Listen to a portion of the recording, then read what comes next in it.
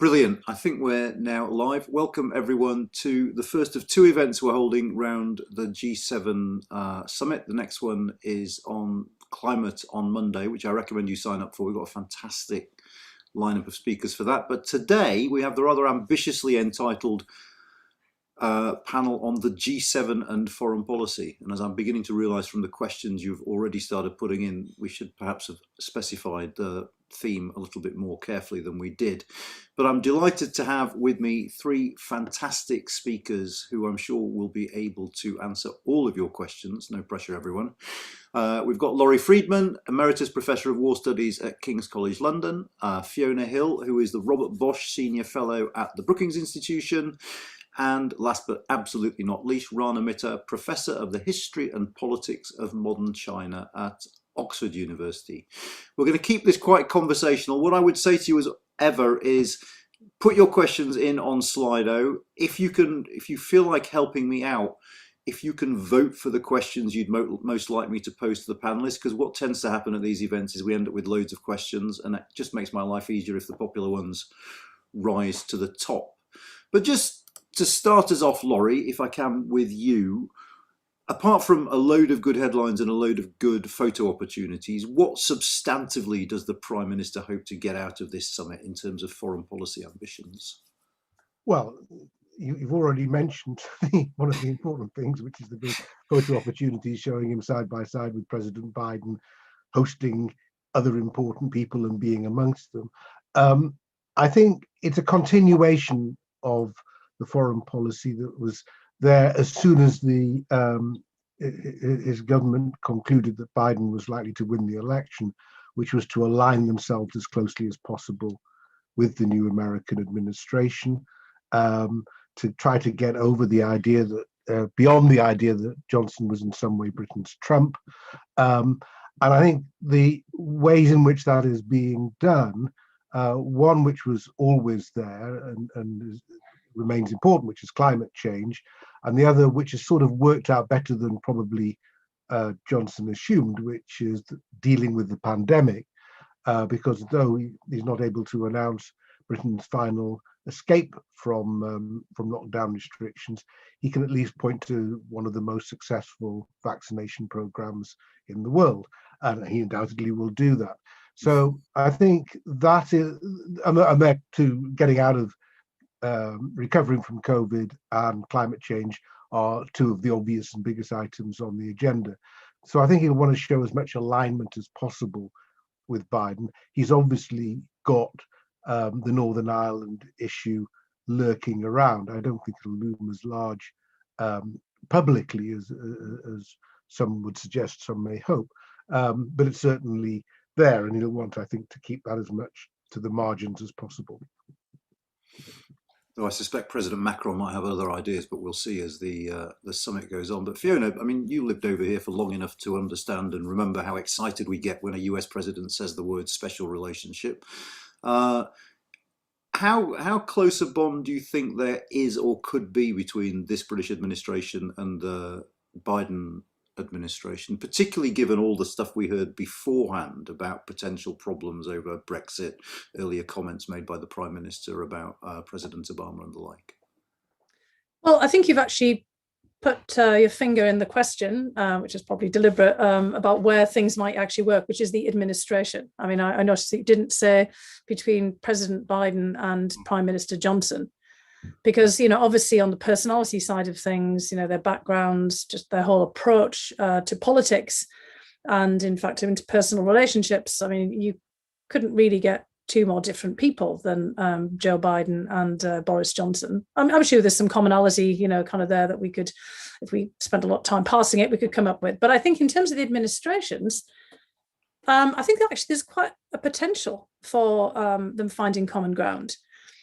If you think about Jake Sullivan, the National Security Advisor, and who spent the years before coming back into office again, I mean, he was fully anticipated to, frankly, be Hillary Clinton's National Security Advisor, certainly someone very high up in her administration. He spent the rest of the time at the Carnegie Endowment for International Peace, right next door to Brookings, working on a very interesting project on a foreign policy for the middle class. So it's very important for him to try to tie domestic politics to foreign policy. Now, as you said, the theme of this is the G7, but there is a common thread throughout many of the G7 members right now when we start to kind of look at the domestic politics of those countries about how they reinvigorate their democracies. The G7 is in a way the stand-in right now for that meeting of the democracies that Joe Biden was hoping to have, but has faced a lot of criticism at home, actually, because of, you know, the threats to democracy at home in the United States. But the G7 is very much the group of democracies, and the others that have been invited are very much part of that. Although China, and Rana's going to talk about this, is also one of the targets and focal points of this meeting. But every one of the major countries is having a problem about how they reinvigorate their domestic politics to deliver for their populations, particularly post-pandemic. It's not just a question of recovery, but can you actually use that recovery to spur longer-term change? And of course, Boris Johnson and his team, you know, people like John Bew and others who've been brought in, who are frankly, you know, very similar to Jake Sullivan in terms of their outlook, have been kind of thinking about how you mesh domestic and foreign policy together. There's been that whole integrated review that the UK has done, but there's also, that has been, you know, tied in some part to the whole idea of levelling up. Well, you know, I've heard Karen Pierce, the UK ambassador here, saying "Build Back Better," which is the slogan that Biden's been using. It's actually a British slogan, you know. So, you know, we're going to fight about, you know, who started that. There is this whole idea about how do we recover from the pandemic? How do we build back better in terms of our institutions? But most importantly, how do we put our countries on a future development perspective to return prosperity? And most importantly, to address the inequalities, the glaring inequalities that both the UK and the US have had. I mean, why did we get Brexit? I mean, you, Anand, have done some amazing studies on this, and I think there are all kinds of, you know, different complex reasons for this. But part of it is the glaring inequality and the gaps between, you know, many of the regions outside of London and London itself, and inside London too, where between the different boroughs, you know, which are, you know, the north-south divide, but it, you know, cuts all the way across in the UK, but in the United States as well, the Rust Belt, all of the forgotten places of the United States. And Biden knows he has to address this, just as Johnson knows that he has to do something about this to retain the votes from, you know, the red wall that he broke down in the general election. So I think that there's a lot of places where they're on the same page, and other G7 members are in that position too. You think about Mario Draghi, you know, for example, in Italy, a technocratic government coming in, but he has to address the domestic problems in Italy, not just what's happening in Europe. Macron, the Gilets jaunes, the yellow vest movement, it's the same phenomenon. So I think they're all in that same position. And ultimately, you know, kind of as Ron is going to tell us, how are we all going to be competitive with a China that isn't facing these problems in the same way, although it's got plenty of its own? I suppose that's one reason among many why this summit is in Cornwall, that, you know, there's a political premium on taking things outside of the southeast and into parts of the country that feel they've been overlooked in the past. So Rana, coming to you, I mean, the sort of the ghost at the feast at this summit is China. I mean, you know, people might not be talking about it very much, and China's certainly not there, but it seems to be preoccupying many of these world leaders. I mean, I suppose there are two questions to you. What prospects do you think there are of the G7 coming up with a coherent policy or line towards China? And secondly, what do the Chinese make of what's going on?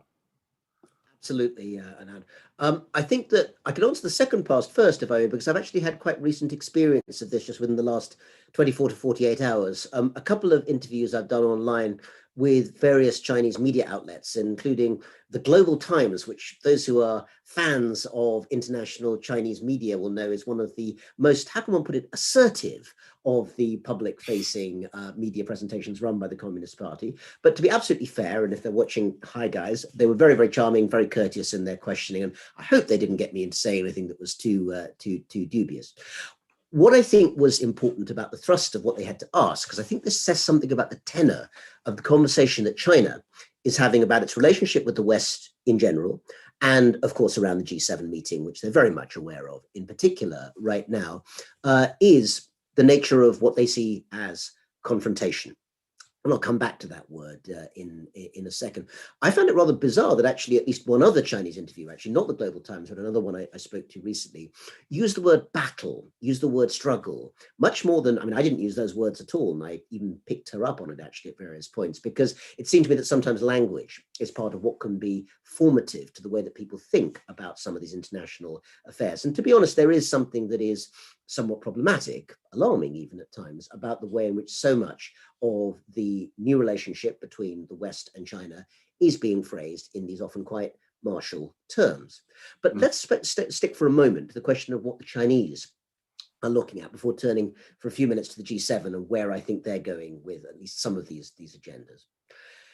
If you look, and Anand, who hasn't spent all night up reading every detail of the new 5-year plan, it's the only thing that could possibly beat the latest UK-EU report in terms of grabbiness value, I have to say, and even more scintillating prose if such a thing were possible. You'll actually be surprised, I think, about quite how much of that 5-year plan is focused on things that, as I think Fiona was alluding to actually in a slightly different context, are very inward looking. It's about stimulating domestic consumer growth. It's about trying to deal with the eternal and fast growing and very, very serious problem of environmental degradation writ small. Well, it's not small, it's actually quite large, but climate change, of course, writ very, very large. It's also about the ability to try and do, and again, as both I think Laurie and Fiona were pointing out, dealing with the fact that China in the short term, you know, let's give them credit, has dealt in the short term with suppressing the pandemic pretty effectively, at least in terms of, you know, locking down bits of cities where it emerges and not letting one out again until it's pushed down. And that's certainly a way in which the virus at least can be temporarily tamed. But the wider question of when the country's going to open its borders, when international trade is going to come back in a big way, when students are going to start going both ways, all of these are still just as much of a mystery in Beijing as they are in London, Washington, or Paris. So in some senses, the inward lookingness which is happening at the moment in the G7 economies is echoed to a significant extent in China. And I think it's worth saying that because so much of what we in the West notice about China, rightly, is about outward looking issues and often quite confrontational ones. South China Sea, Taiwan being part of that too. The Chinese would say it's internal. The rest of the world are, you know, keen to point out that it has huge external consequences. Internal, of course, we should mention Xinjiang and Hong Kong as well, but nonetheless, international implications. So remembering that the restarting of the economy and the dealing with huge inequalities and problems within China are actually really, really central to the central goal of the Chinese Communist Party, which is staying in power for another 100 years, having been there for the last 100. So we'll come back perhaps later in the conversation to some of the ways in which China sees some of these issues. But I want to just spend one more minute talking about the G7 side of things and how they're seeing it. I'm pretty sure it was the Biden administration. I've heard this phrasing from various people, but it was someone senior. It may even have been Jake Sullivan or himself, talking about confrontation, cooperation, and the other one beginning with C, which has now come off the top of my head. The competition, that's the other one. Indeed, remembered it just in time.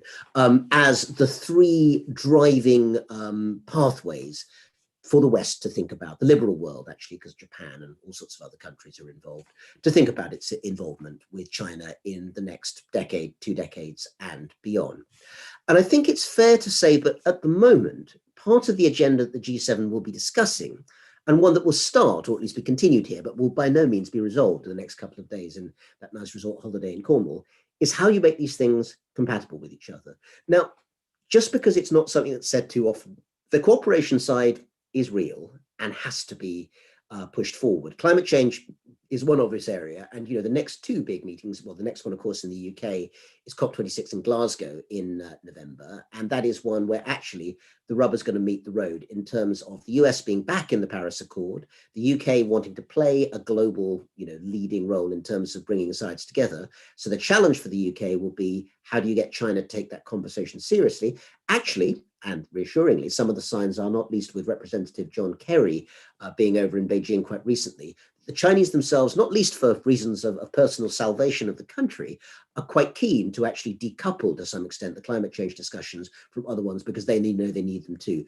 The other cooperative area I'd mentioned briefly, it doesn't look like it now, but I think it's probably going to have to be, is vaccine cooperation, both in terms of production within particular countries. And, the number of countries that are still producing original vaccines, the UK, I'm very glad to say, the US, Germany, but China, of course, is going to need to be matched to the fact that huge swathes of the global south in particular are not vaccinated and will need to be. It seems to me impossible that could be done really very fast without Chinese vaccines being some part of that mixture. There are questions to ask about, their lasting value, how effective they are. But the idea that they can be cut out of the equation, at least the way that it seems to be at the moment, seems to be very minimal. So there is that cooperative element that has to be there. I'll say even less about the competition side of things and the confrontation side, because they're the ones that are better known. But I think it's fair to say that on everything, it doesn't have to be military confrontation, but on issues such as norms, on international trade, reform of the WTO, the question of how, for instance, standards on both norms and ethics for artificial intelligence, which is one area where both China and the liberal world have huge stakes, huge investments, and very unpredictable futures. If they're not talking about all this stuff, then I have to say that they are missing a great number of tricks on what's going to be important in the next few years. But I think that those are the areas where the Chinese dimension is going to be very much at the center of what the G7 will be talking about over those. I believe sea shanties and Cornish pasties appear to be on the menu. So that might count as some sort of new global turning point in and of itself. Thanks, Anand. Thanks, Rana. Can I just follow up on a couple of things you said, Rana? I mean, the first is, Sure. It's very interesting what you said about the Chinese being willing to separate off the climate from other aspects of foreign policy competition or whatever it might be. But that still means, doesn't it, that Boris Johnson has to be careful because he needs to keep the Chinese on side because, as ever, he wants COP26 to succeed, not just because he wants a climate deal, but because he wants the summit that he is hosting to succeed. And actually, if they take too aggressive a tone towards China here, might that imperil the later summit? That's the first question. And the second is, I was just slightly curious, you put vaccine rollout across the sort of global south under in the cooperation box. Isn't there a danger that it ends up in the competition box? Well, as long as it doesn't end up in the confrontation box, I think that's the key thing. I have this vision actually of a bunch of Chinese health workers and a bunch of British health workers running across a sort of landscape somewhere in Uganda, both holding vaccines with all the kind of locals running before they get stabbed on both sides. I don't think we want that sort of confrontation, although it's an image to conjure with. I think on the first one, I'm going to say something that perhaps goes slightly against the conventional wisdom. I think that the British government, of course, needs to be courteous and cooperative with China as a major global actor. I think the idea that it has a lot to lose is not necessarily exactly right. One reason being that I think that if China were not to play a cooperative role in COP26, I think it would reflect much worse on China than it would on the UK, considering that China, of course, is a major player in terms both of climate change cause and climate change engagement. The other thing is that the UK, and we may come back to this later in the conversation, but it's just worth pointing, a lot of the relationship between China and the UK is about potential, not actuality. Unlike Australia, which is in a very difficult position now because it's got 30% plus of its trade with China, and so it can be kind of held, in a kind of grip lock. The UK's trade is actually about 3%, and actually there's not much. You hear about a lot. You don't hear very much now in the way you did 2 years ago about a trade deal between the UK and China. I think it's actually unlikely for a variety of reasons. So to some extent, actually, Boris Johnson has some wiggle room on that front as well. And on the vaccine front, just to say, what will happen is, one question. But I think that if we are in a scenario where collectively we realize that having, some jabs, any effective jabs that are safe and work well enough, going around the world as quickly as possible, regardless of who makes them, then actually everyone's going to get back to something that might look like the pre-pandemic normal. And, China, Britain, and the US, I think, will have a vested interest in that being the case. Interesting. I've got a question for all of you, sort of based on partly what Fiona and Rana said. Are we going through an era of sort of conceptual change in how foreign policy is viewed? I mean, there was a time when foreign policy was at least a sort of quasi-autonomous realm of state activity. That's to say, here's your domestic stuff that we're doing, and that's the stuff with real electoral consequences. Here's the foreign policy stuff, which is somehow separate. But are we saying that actually that has shifted slightly now? That actually because the domestic problems are so pressing, everything we do, and that means foreign policy as well, has to be seen through a domestic prism. I mean, Fiona, you talked about the fact that levelling up figures in the integrated review, which I just thought was fascinating in that regard. But is there a sort of conceptual shift in the nature of foreign policy and its relationship to domestic politics going on, do we think? Let me just jump in on that quickly, and then maybe Laurie, just to clarify on the integrated review, because I don't think it's really kind of in the integrated review. But it was around much as it's kind of the part of the context. Because certainly from my discussions with people around this, the British Embassy and other kind of officials, close to number 10, it's clear that that was kind of in their sights.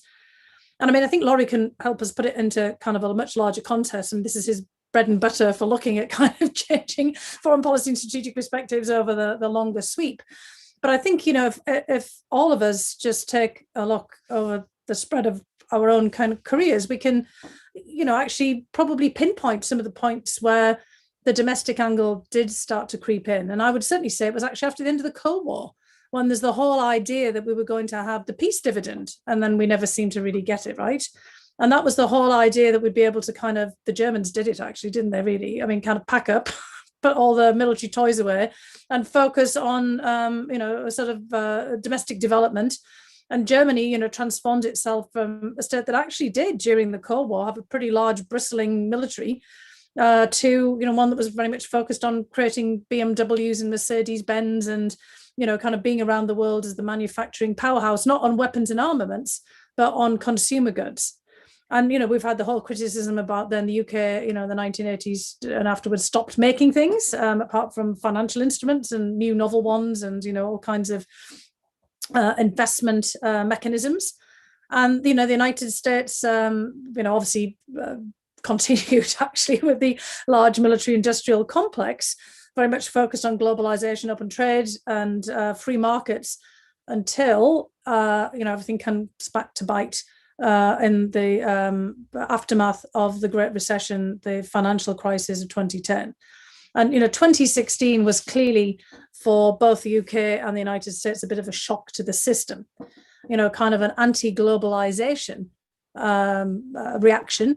But, you and under, kind of very much on top of all of this, but from different vantage points. One, Brussels becomes, the kind of the place to rail against in the United Kingdom, much more complex than that. I'm just simplifying this. But in the United States, it's very much this idea that globalization has been a disaster for the United States and for the United States economy, in the sense of all the people who've been left behind by the changes.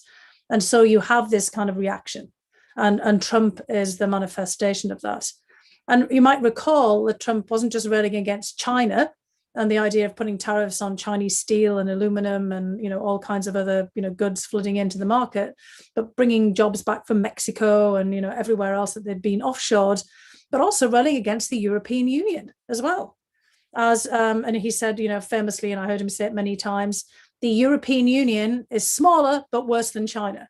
And what did he mean by that? He meant it on the trade perspective, the idea that the European Union wasn't perhaps stealing US jobs, but was blocking US companies from access to European markets, and that the relationship in the transatlantic sphere had kind of got out of kilter. Now, this has been a common complaint from actually US presidents, just we haven't focused on it for years, decades, in fact, probably going back to Kennedy and Johnson and others, who were always kind of complaining about the balance of trade being out of kilter because of US troop deployments and, all the investment in European security, and this kind of expectation then that the US should have unfettered access to European markets and should be given massive trade concessions. And, but for a long time, there was still a consensus that it was much more worthwhile to be at the center of the NATO alliance, that the security considerations outweighed the economic considerations. But for Trump, that wasn't the case at all. And that's what he meant when he kept saying the EU was worse. There wasn't a protection element for China. There wasn't a security guarantee. That was long gone since, the end of World War II. And instead, he kind of saw the Europeans as a bunch of ingrates who were ripping the United States off and, taking security for nothing, not burden sharing, not stepping up on the 2%. that's where the special relationship with the UK was getting tarnished as well. I mean, the UK was stepping up, but perhaps not as much as it had in the past, and the Germans were doing nothing in his view, and that's therefore they deserve to be whacked with tariffs as well, and tariffs on autos, and treated the same as China, because everyone was just ripping off the United States and its security guarantee. I mean, it was a kind of primitive way of looking at it. It wasn't out of step with many of the complaints of American presidents in the past. And so, I think this has kind of had a long tail to it. It's not a sudden change, but it's also very much the case that, farmers in Iowa, might be actually more well aware of where their soybean crop goes to, and be, following China and things pretty acutely. But, a lot of people in the United States are just kind of wondering about the burdens of foreign policy, the forever wars, Afghanistan, Iraq, and what is this really kind of bringing back to the country. And so there's also been that pushing it forward as well. But I'm sure Laurie can, put this into a different suite. But I don't think it should be a surprise to us that there's that a change for any of us who, have been paying attention for some time or living in the countries, not just sitting in our think tank or university bubbles. If we've been out there, engaging with our family and friends, we know that people's perspectives have been shifting on all of these issues. Because it's Friday afternoon and I haven't seen you for ages, I'm not going to pick you up on aluminum. But anyway, Laurie. I know. Well, I've had to practice that, because when I'd say aluminium, people go, "What?" And then they'd laugh at me. So, I have to kind of, I'm just in case there's an American watching, aluminum, just in case people are, look at that, so she's really secretly a Brit. Because I have had people write to me and said, you do still speak like a British person, and I'm like, yeah, I know that. I have some oregano, if that's helpful to anyone. Oh, God. So there are great changes underway. So the 1990s was the decade of globalism, and our values were going to sweep the world. And if you wanted to trade with the West, you would take on our ideas, and you would join our institutions. And that seems an awfully long time ago. And part of it was the rise of China, because whatever was going to happen with China, it was never going to turn into a Western clone. So the idea that a free market, a market economy, just about called China that, had to be a liberal society, clearly was going to go anyway, and the speed of China's advance challenged that. And I think part of what is going on, and I'm in Rana's territory here, is the more assertive Chinese policy over the last, under Xi, essentially, the wolf warrior diplomacy and so on, has sharpened that sense of a challenge to, the democracies were the successful ones. The idea that an authoritarian country could be successful is actually quite an important challenge, because by and large they were big and large and awkward, but they weren't very successful. China appears successful. Secondly, the financial crisis, which showed that the West could fail, and screwed up mightily. And though we got through that, the consequences, I think we're still living through the consequences of the financial crisis. And that part of that was austerity. And then moving on, you've got the challenge to multilateralism. I mean, Fiona described it in terms of Trump's views. I mean, it was a general challenge. He didn't believe in international institutions. He thought they were all out to screw the US. So he didn't even bother with the rhetoric. At least, the British tried to keep the rhetoric going. Trump didn't even bother with that. And international institutions are struggling. The UN is deadlocked in the Security Council. The WHO has been discredited. Hopefully it'll recover, but it's struggling, as being seen to have been too much in hock to the Chinese. The WTO was damaged under Trump. And the European Union is struggling. I mean, the trouble is, when the British talk about this, it's assumed we're just sort of waiting, sort of knitting needles at the ready to watch it collapse completely, which isn't the case. It's clearly not going to collapse completely, but it struggles to come up with sort of agile answers to the problems it faces. And we'll see what contribution Macron, Draghi, Merkel are making to the discussion to the G7. But they're not really speaking with one voice. They've got the awkward issue of Hungary when they try to. We'll see whether their stimulus package is going to be big enough. The vaccine program is going quite well now, but it took a while to do so. So and that's tarnished too, the image of multilateralism, that you're always better off if you're sharing and working and trying to find collective solutions, which is one reason why I think Macron is anxious that the British don't succeed with Brexit. I think it would be, I think as far as he was concerned, that would send a very bad message, excuse me, especially in regards to his own election next year. So all of these things have challenged, excuse me, it's not COVID, it's a cold. All of these things have challenged the ideas of globalization. And I think the difficulty with COVID, not math, is that it's shown the problems of reliance on, I'm going to drink. It's shown the reliance on supply chains. I'm going to stop because I'm. We will come back to you. Come back to me. I'll talk about supply chains. I should also just say, Fiona, if you have to go and deal with your daughter at any point, just pop out and pop back. That's absolutely fine. So don't worry. Rana, I mean, it strikes me, and I know absolutely nothing about China, so this is just a waste of our time me saying it, but the Chinese have always been quite joined up in this kind of way between the domestic and the internet. I mean, has there been a shift there too? There is a shift, and I think actually we'll give Laurie a few moments just to sort of take a cup of tea and recover his throat. But actually, he stopped at a really useful moment because he was talking about supply chains, and of course, actually, if you're going to think of one area where domestic policy and international policy in China have really been changing, then that is actually at the heart, the hub of what has shifted. So again, and I want to suggest I spent all my time reading the Chinese 5-year plan, Anand, even though it is a absolutely thrilling read.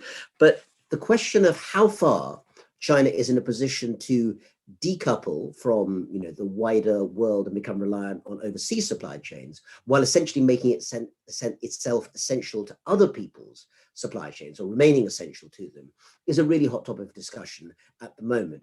It's summed up in this sort of slightly odd phrase that's been used in the last few months in China, which is the dual circulation strategy for the economy. And this is a way of essentially arguing that somehow China is going to be able to both to maintain a much more indigenized economic system and a circuit around that economy, including stimulating large amounts of domestic consumer growth to cope with the post-pandemic economy, while maintaining its status as a major supplier to the outside world, both of manufactured goods and increasingly in some areas of services and maintenance. And of course, 5G is one particular area where that would be relevant. We've all heard of Huawei. Actually, there are other suppliers as well. And while in Western Europe and the G7 countries, there's going to be less involvement with that agenda now than there would have been a year ago, clearly in other parts of the world, including the global south, there may well be more.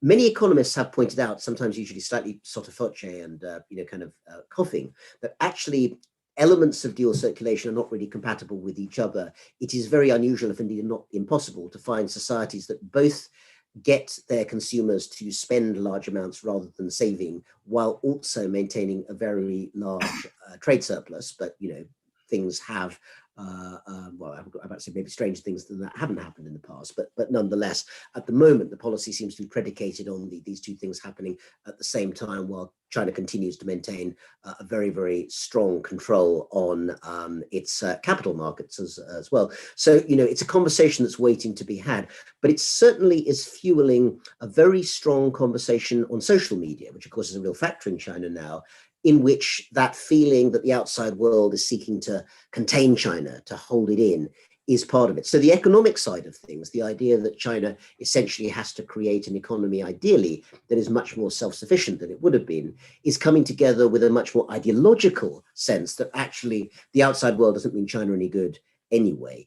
Just to flip for a moment the other direction from the G7 side, what I've said in a general sense, the G7 is also a set of countries which is much more wary about engagement and trade with China. Huawei in the UK having the decision reversed to allow it into telecom systems is a good example, is also reminded this is broadly true, but not universally true. And Italy, of course, is one of the great potential counterexamples. While Italy is warier than it was about Chinese investment involvement, I think it's fair to say that of all the G7 countries, it's the one that's most friendly towards investment. I can't remember if Huawei is out of court in Italy or not, but I'm not sure that it is actually. Whereas for clearly the United States, it was never even a player anyway. Germany post-Merkel is likely to be much more skeptical about Chinese tech being embedded into domestic systems. Canada, of course, has its own huge concerns about this particular issue. And broadly speaking, that sense that domestic concern and worry about greater Chinese investment in the economy is also part of a wider cross-national foreign policy strand that is essentially seeking also to decouple and to try and find indigenous production in sensitive areas on the other side, even though actually complete decoupling between the West and China, the G7 and China, will take a very long time if it is ever indeed possible at all, because of the interdependence of the two sides. I've got a very quick follow-up, which I'll hate myself if I don't ask you, which is, do you read this thing in Chinese? Which thing? The 5-year plan? Weibo things. Yeah, I mean, it's not really available in English, so there aren't that many choices, I would say. I mean, there's a couple of things that have just been said. Firstly, this sort of dilemma about sort of domestic spending versus trade surplus. And secondly, Laurie talking about Hungary being a bit of a fly in the ointment in the EU. That brings me to a really interesting question, not about Hungary, but about Germany, which is, in some ways, Germany's an outlier, isn't it, given its the way it deals with Russia, and also, in a sense, its attitude towards China, that, you know, Germany doesn't seem to see the world the way that many G7 countries are coming to see it. Is that an issue for the G7?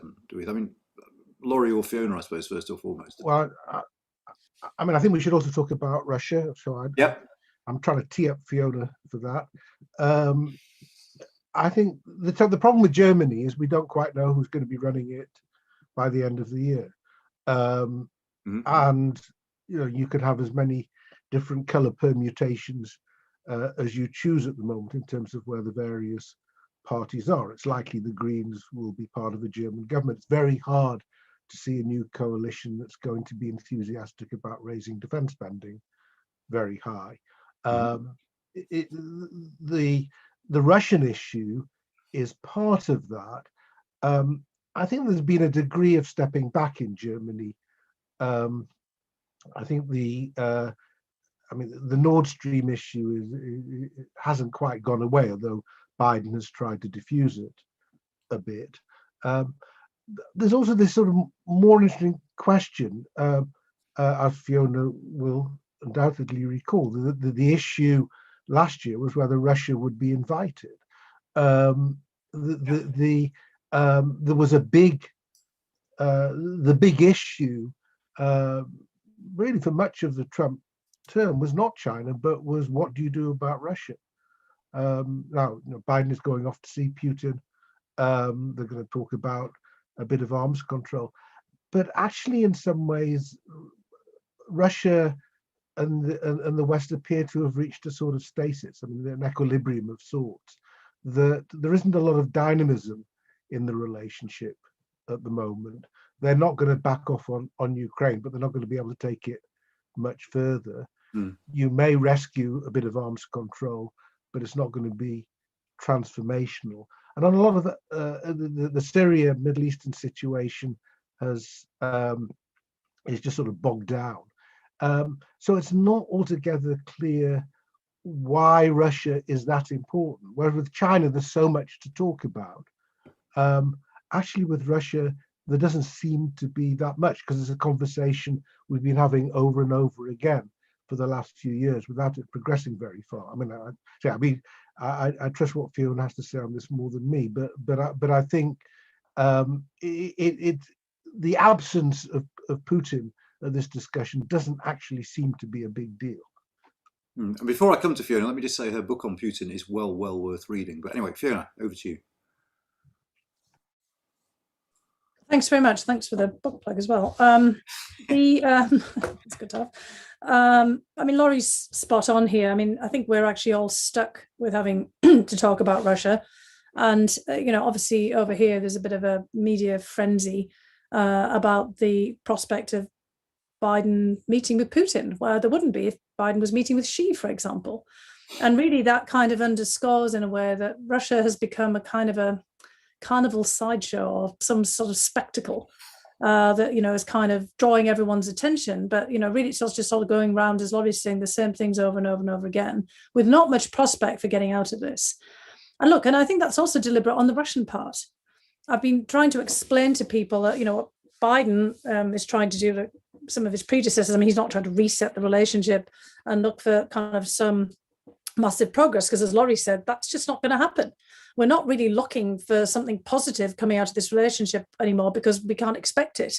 Even though you could actually see all kinds of areas for engagement, none of them are going to be transformational.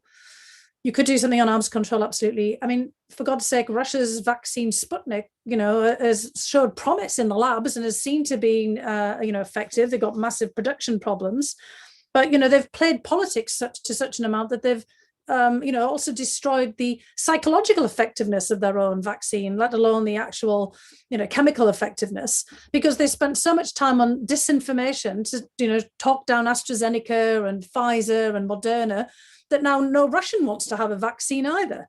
You've probably reached your capacity, and people around the world are suspicious of all vaccines. So, Russia really does know how to bring a pox literally on everyone's houses, by its own disinformation attempts. So, that is a kind of a problem. And it kind of sums up where Russia is, because Russia is desperate to be relevant. And that's not to say that it shouldn't be relevant, because again, there's lots of things that Russia could come forward on, counterproliferation as well as arms control. They could help massively with the environment. I mean, the Arctic is one of the most sensitive areas under climate change. And what's the greatest Arctic power? It's Russia. I mean, they could be, instead of a spoiler, they could be a mass contributor, to some of the global affairs here. They've got so much potential, but they're choosing not. Why? Because unlike the Chinese Communist Party, which is offering something for the future, Russia's offering nothing for the future. Putin's just offering more of himself and the people around him up to 2036. He's making fun of Joe Biden for being 78. Well, Putin will still be in office at 78 and 84, if that's kind of where he's going to 2036. So he should be careful about what he's talking about. He hasn't got all of this kind of potential of innovation. I mean, although Sputnik shows that they could still do it. They're not talking about a 2025 plan that has them dominating all the world's economy by 2049. They're offering novel ways of killing people and cyber intrusions and, kind of ways of making everybody just look pretty bad. So, I mean, that is not a recipe, in my view, for success and, trying to sound harsh about it. But it's just like, hello, Russia, what are you going to bring the world apart from, kind of an awful lot of mayhem? So where is the Russia of the past that had these great achievements? And that's kind of, part of the problem, because Russia wants to show that it's in the game as well and is just as good as the United States and China. Well, good luck with that. I mean, it can easily bring the United States down because we've got so many of our own domestic problems, but it doesn't dare compete with China or confront China. And it wants China then, to see it as a major player by beating up on the West, on the United States and Europe, frankly. That's kind of where we are right now. So that is really a dilemma. And the G7, the last time when Trump wanted to bring Russia in, partly it was to kind of poke the Europeans in the eye, as he thought, and he was right, their hypocrisy about saying Russia was a problem, yet going ahead with Nord Stream 2 and all the rest of it. And, he wanted to sanction the Germans on Nord Stream 2 to teach them a lesson. Biden has decided that's too explosive and, kind of doesn't want to do that. But, Trump was always trying to say to the Europeans, you keep telling me that Russia is a massive problem, but you still want to trade with Russia. You still want Russian oil and gas. You still want to pay Russia lots. And you want me to pay for NATO? I don't think so. I mean, he just had his own, inimitable way of saying all of these things. But he really wanted to have Russia on the US side for a couple of key purposes. One was against Iran, but of course, not understanding that Russia actually wanted the JCPOA and to constrain Iran itself, because actually Russia's getting bogged down now in the Middle East because of this bizarreness of trying to have good relations with everybody, And in Syria, with the United States and everybody else out, what's Russia left with? Iran, and a very tricky client state with Assad, who just takes their money and doesn't really do anything that they ask. And so, kind of Syria's future is all about Russia trying to manage its relationships with Turkey and Iran, and then keep an eye on the security of Israel, which is also one of its partners. But the main point for Trump was trying to pull Russia over into an anti-China coalition, because he thought that would be in Russia's interests. Well, wrong on that too, because the worst scenario for Russia is a world post-global pandemic where the West has totally failed. And it's just a world dominated by China, because then Russia becomes the upper volta with missiles or the raw materials appendage, not of the West, but of China. And Russia does not want to be that. Russia wants to be a power that China reckons with. But in a world in which we've all faded to grey, that's not going to be the case. So that's really the kind of the dilemma that Russia poses. But it can only, be relevant if Biden goes off there and meets and, kind of, so the Russians are interested in managing the confrontation a bit. They want managed confrontation. We want to manage our way out of a confrontation, but they want to retain the friction because, like for everybody else, it's all about China. I am going to come to you in a sec, Rana, on that very issue, which is, is Russia a power that needs to be taken seriously by China? But before I do that, I mean, I've been enjoying this so much that I've been even worse than usual, which is admittedly a very low bar at posing the questions you've been sending in. But just to warn both the audience and the panel that after Rana's talked about this for a minute, I'm going to switch to the questions and try and rattle through them. So it might, think of it as a bit like a quick fire round. I mean, some of these questions aren't particularly quick fire, but we're going to try and get through a few of these questions so I don't feel quite so bad about not. But Rana, China's attitude towards Russia and the nature of that relationship. I think the relationship is one that is pragmatic and strategic, but probably not more than that. And I think actually Fiona gave a really good account there of the way in which Russia both in some ways resents the rise of China deeply, but also sees it as useful for trying to push Russia's own agenda for relevance into the wider world. One could summarize it perhaps more pithily, if not as accurately as Fiona, by saying that in some senses, I think the Russians slightly despise the Chinese because they've never had Dostoevsky, and the Chinese despise the Russians because they've never invented Huawei. Between those two particular positions, there's a sort of difficulty because neither side quite sees a reflection of the other in the other one. I think at the moment, the overall agenda is going to be one in which they're going to keep a sort of united front. And that's a loaded phrase because, of course, the united front between the Soviet and the Chinese Communist parties was an important part of the early Cold War before they fell out and actually became much, much worse enemies than they were with the Americans. One of the reasons we should remember why Kissinger and then Nixon were able to visit Beijing in the early 1970s. Well, that rift has been rather smoothed over in the last few decades, not least because the threat to both is clearly coming from the Western world. But I think the underlying lack of trust is still very real. And the place that you can see that is a place that actually ought to be of more concern to the G7, but to some extent isn't. And that's Central Asia, where, of course, large parts of it essentially are former parts of the old Russian Empire. They are now technically independent states. They do have still, in most cases, very strong connections with Moscow. There is a Eurasian customs union, economic union, these sorts of structures.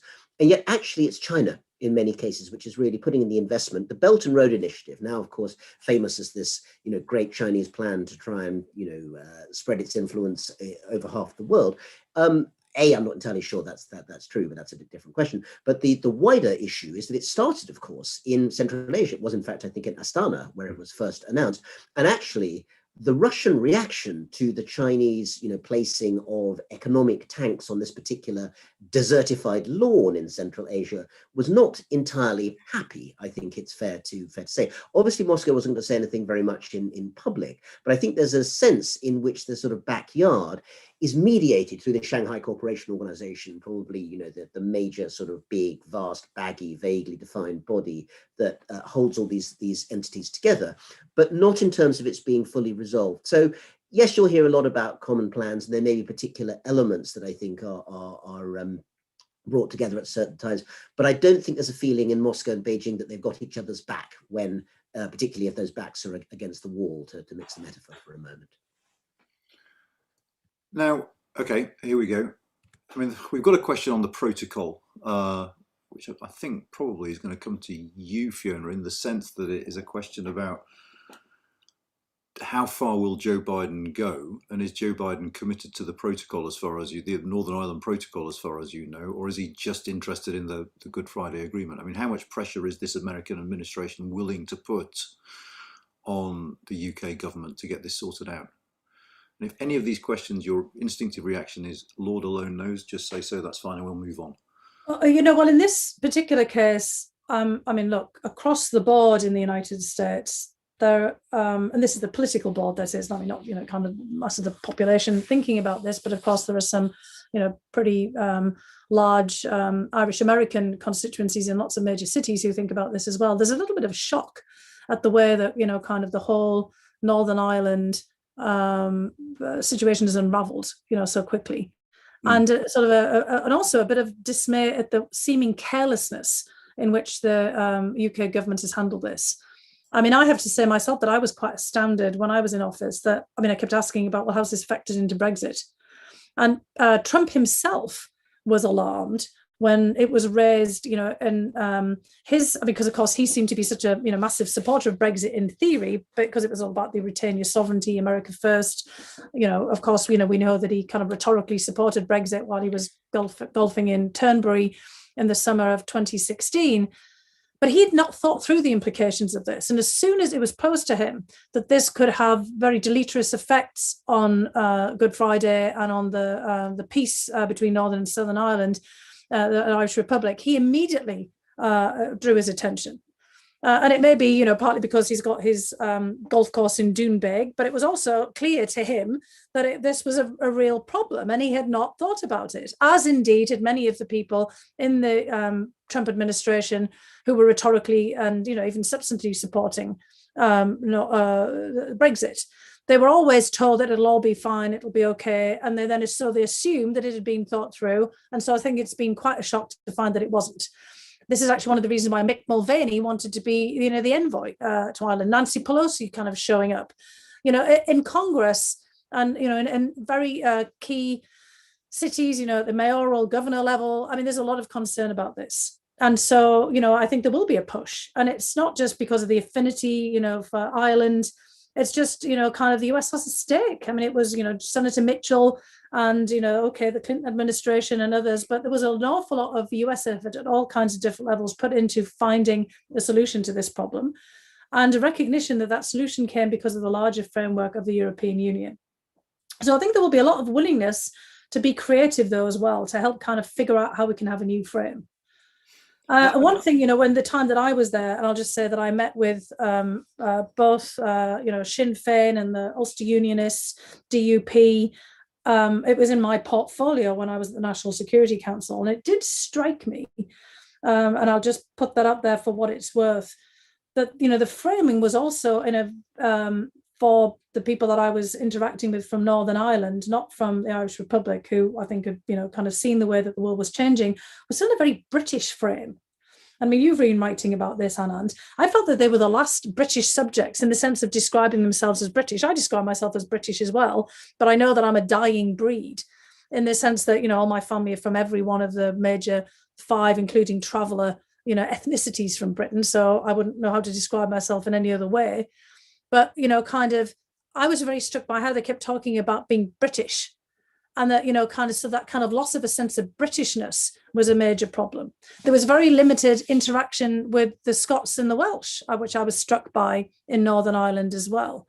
So it seemed to me that there could be, if a mind was put to it, of finding some kind of way of dealing with the identity side of the politics, very difficult, of course. I'm not kind of trying to say this would be easy, and trying to find some economic framing, and that the United States would be willing to help at all kinds of different levels. And I say the United States deliberately, because it's not just about the Biden administration, it's members of Congress. This would be a bipartisan effort. And, it was certainly a kind of a sense, there are an awful lot of people in the United States as well who see themselves as Ulster Scots, Scots-Irish. So it's not just, Catholic, Irish, Joe Biden, my family's all from, the Irish Republic. You've got a lot of good, well-meaning, people on all kinds of sides of this who would be willing to work with the United Kingdom and the Irish government and perhaps the EU as well to find something that might work here. But there's a real horror now at the outbreak of violence. I mean, you might not know the answer to this question, but I'm going to put it to you anyway, just in case, which is, in private for the US administration, is this a case of you two just knuckle down and sort it out, or is there a perception that this is being driven by a British reluctance to sign up to a deal that they ratified in Parliament? So is it being seen as? There was a lot of concern about this being the UK government. I mean, I'll have to say that, kind of even Trump administration as well. There's a lot of people behind the scenes just incredulous this hadn't been thought through. Right. Because they kept being told, no, it's all right, it'll be fine. And it really wasn't fine. Yeah. Laurie, you might want to do a tactical cough at this point, because this isn't an easy one. What tests would you suggest for judging the success of global Britain? The first test is whether we stay a United Kingdom, I guess. So that's not a bad answer, I don't think, on the spur of the moment. So yeah, I mean, I think that's the first test. I mean, the big challenges to the UK are internal, as with all countries. So does the economy recover? Do we? How does employment look? But what happens with Scotland and with Northern Ireland? So I think that's the first. The other part of it is it's partly activity. The UK can do things and is starting to do things which look more global. I mean, it's not unique in this. France is also getting very involved in the Asia-Pacific or Indo-Pacific region, as we should now call it. And so there's plenty that the UK can do. It's been quite quick on foreign policy issues over the last 6 months. It's got its sanctions in early at times. It'll still be involved in meetings such as the G7, even if it won't be chairing them so much in the future. But the big, and I think also we've mentioned climate change. What happens with vaccines? This is when I had my coughing fit before. Let me just say one thing on that. I mentioned supply chain, which has become a really big issue. And I think it's going to be, it's clearly one of the lessons the UK has learned, and other countries too, is you don't want to be dependent. The other thing is the competition amongst vaccines. And Rana's obviously right that we need all the vaccines we can get. But the fact is there's now a hierarchy of vaccines with Pfizer, Moderna, which are two separate companies, but they're up there at the top. AstraZeneca, very effective, but somehow managed to get itself a bit of a tarnished reputation. The Chinese vaccine, nobody really knows, including the Chinese, how well it works because they've never released decent figures.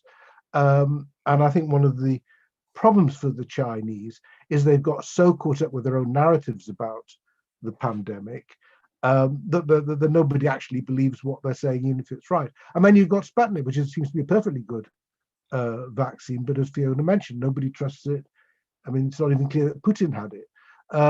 So I think you've got really big issues about how vaccines roll out. My guess is that actually it won't be as collaborative an effort, but AstraZeneca will be an important part of the mix. So I think that will be seen as one. You hear the British government rhetoric: Britain's gift to the world is the Oxford vaccine. So I think that's also going to be part of it. But in the end, in 5 years' time, the question is going to be: are we still a United Kingdom, or are we fragmented? Brilliant, thank you. There's a couple now that I'm going to lump together just for the sake of ease. And Rana, just chip in. I mean, just because it's not about China, don't feel you have to keep quiet. I mean, the first is: does the D10 have a future, and if so, as what? What will its function be? And the second one is, I suppose, I'm paraphrasing what people are writing in. Does the New Atlantic Charter have anything beyond symbolic importance? As you wish on those. Rana. Yeah, I could throw a quick thought in here while the more expert people then come back in afterwards. I think the D10 is perfectly fine as an expression of interest and sort of direction of trajectory. I mean, the idea, it seems to me, that liberal democracies should get together and be very upfront about the fact that they have shared values and those values are worthwhile. Nothing wrong with that whatsoever. I think the problem comes with what seem to be attempts to try and formalize and operationalize it, which is where, as I think everyone on this panel and probably everyone watching it knows, you run into all sorts of problems, because then you start getting the sort of whataboutery and the sort of poking away at the edges. I mean, the obvious example, and we're talking here about the G7, so let's talk about, the guest countries that have been invited. India is certainly a democracy in the sense that it has many parties, that there are moment free and fair elections. There are far fewer questions at the moment about Indian electoral practice being certified than there is American at the moment, which is interesting. But nonetheless, I don't think anyone who's observed India in the last couple of years would, I think, step away from the fact that in a lot of areas which democracy should display, freedom of media, civil society, ability of all sides to be able to put their case without fear of violence and so forth. If you look at world journalism indexes, India has been plummeting down all of those. So it's ridiculous to say that India is not a democracy, but it's also, I think, very misleading to suggest that it's a liberal democracy in the sense that many other such countries are. And yet, it seems to me evident, not least through institutions such as the Quad, institutions such as the way in which reform of the UN Security Council and the UN General Assembly more broadly are going, that India will have to be part of that conversation. And it's a reminder that these are conversations in which you don't get to choose the exact nature of everyone you want to talk to. One other slightly, more kind of extreme in the sort of democracy sense example, but one that's coming up more and more for regions of maritime issues is Vietnam, which makes no claim to be a liberal democracy whatsoever, and is not, but is a very, very important Southeast Asian actor in terms of the interests of many of the G7 actors and indeed many of the other actors in the region. The other reason, I think, just to add one more thing to it, and this is what happens when perhaps you get from the G7 to the G20 and beyond, is this. There are lots of countries in, let's say, Southeast Asia, which either are, reasonably robust democracies or at least democratic in some significant form, varying from Singapore, which is highly ordered, but which of course keeps its domestic politics very, very strongly under control, particularly on media, to Indonesia, which is perhaps actually freer in terms of freedom of speech in some ways, but has an awful lot of insurgencies going on that lead to civil liberties violations. Nonetheless, all of these countries, I think, have one thing in common, which is that they do not like the way in which they're being explicitly pushed towards choosing between an American-dominated security contract, which essentially underplays economics, and a Chinese-oriented economic contract, which essentially argues that their fears over security are overblown. Anyone can see that both of those issues are ones that countries that are in the region and have no option of leaving are going to have to deal with, and there is no good solution. So if I were to add one final policy thought off the back of the G7, and I think it's one we'll actually hear a lot more about during the next year, and actually your think tank, Anand, UK-EU, is going to be thinking much more about it, which is this. What does the UK accession to the CPTPP, the Comprehensive Trans-Pacific Partnership, actually mean? Mean in terms of being in when the US is still out and might be out for a while, mean in terms of engagement of the UK with a major trading and free trade oriented organization in a region where RCEP and all sorts of other much more Chinese dominated entities are there. And finally, what does it mean in a world where the Chinese have gone 180 degrees and have moved from saying that they think the old TPP is a terrible idea to contain China to their current position, which is that actually CPTPP looks really interesting and they're very, very interested in being members themselves. What does the UK, what do the rest of the G7 think about that? And once we're in, what are we going to do about it? Interesting. I'd like to jump in on this and actually hear what Laurie has to say as well, because I think, Rana's really put his finger on the fact that, kind of, in a way, we're kind of looking for more flexible institutions to deal with this rapidly changing world, which, of course, is one of the themes of your, seminar series here. And, the idea of kind of creating these rigid blocks seems, kind of passé. And I mean, it's probably one of the reasons why so many of our multilateral institutions are in trouble, that they were kind of fit for purpose at an earlier time. And they've, through being formalized and literally institutionalized and, being there for such a long period, they've become ossified and, kind of in a way, incredibly difficult to adjust. I mean, that was kind of one of the reasons, of course, that the UK ended up leaving the European Union, because that sort of flexibility was disappearing and, kind of having multiple different tracks, as people were calling it. But I mean, really what might kind of say, a certain again, I'll just keep using the word flexibility, but a certain ability to adapt and to do different things for different purposes. And there really is a risk, as Rana is suggesting here, of formalizing all of this beyond the symbolic value. So I do think, kind of throw this over to Laurie. I mean, is it really kind of possible, thinking about the larger sweep of of time and in the way of our kind of innovation and an organizational creation, to kind of create a kind of a flexible matrix system in which a country like the UK could be in many different things and then still find sort of sufficient cooperation and formalized collaboration to be able to make achievements. Because I think that that's kind of, in a way, I had to say what Trump was kind of looking for. He was looking for kind of like a world in which you didn't have to really kind of make a big commitment and take lots of responsibilities and take on all kinds of money, but that you could also avail yourself of some of the benefits of some of these organizations. I mean, he was kind of looking for sort of responsibility light, I guess, or kind of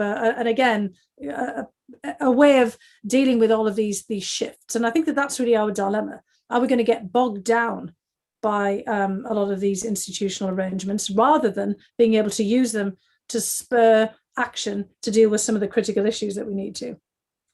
Laurie?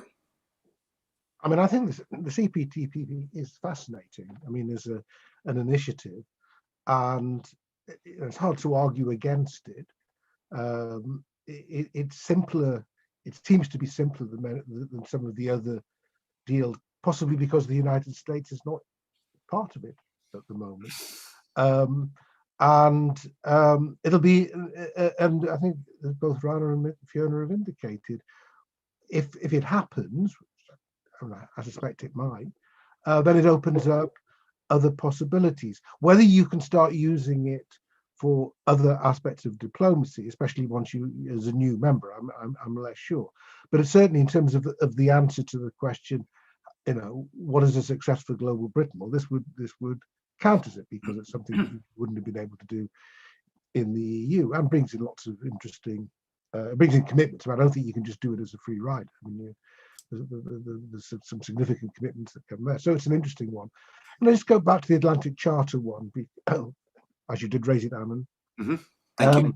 The original Atlantic Charter is a remarkable document. Had amazing implications, which were not necessarily seen at the time. And I'm going to start coughing again. Do you want to have a quick pause? Yes. Let's pause, and I'll come back in a moment. All right. Well, we have two choices then, Fiona or Rana, if you have anything to say about the Atlantic Charter, or we can move on.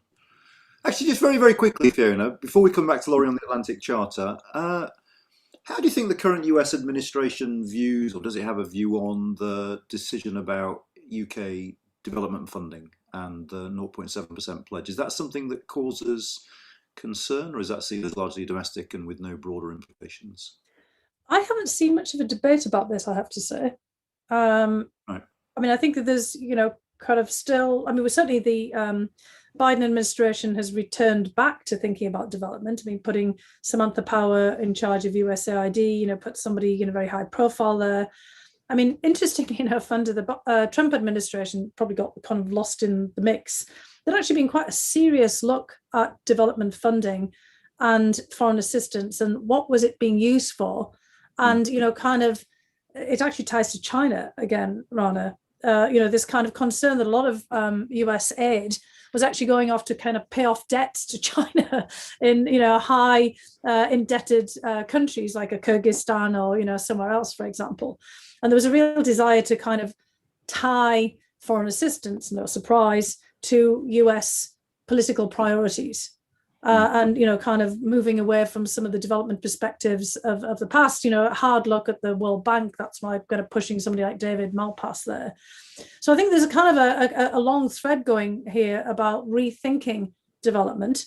I mean, I'm not quite sure what Samantha Power is going to be doing at USAID, but, certainly with Malpass at the World Bank and others, trying to sort of like think about what is development these days, and what are we gearing towards, what are we trying to achieve?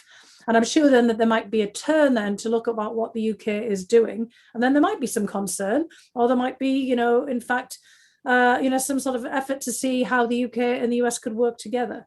But right now, I haven't really seen that. But as I said, there's been a long thread of discussion here about what is the nature of our foreign assistance. And, it's partly because of Trump also talking about the US as being the world piggy bank, and, kind of everybody, kind of putting their hands into it or trying to smash it to get at the small change that's in it. But, I think that there is now a big discussion about what is development, foreign assistance, what are we trying to achieve here? How do we work with our partners and allies on this as well? I am going to come back to you, Laurie, and you'll almost certainly have the last word, I think, but Rana was waving halfway through that, so...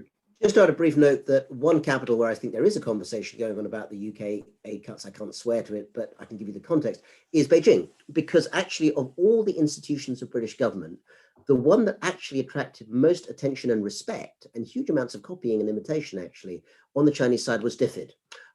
The idea actually that Britain as a relatively smaller power could deploy its funding, but also its expertise in ways that made such an impact around the world, particularly in sub-Saharan Africa, an area in which China, as you know, has a major expansionary interest in terms of economics and development.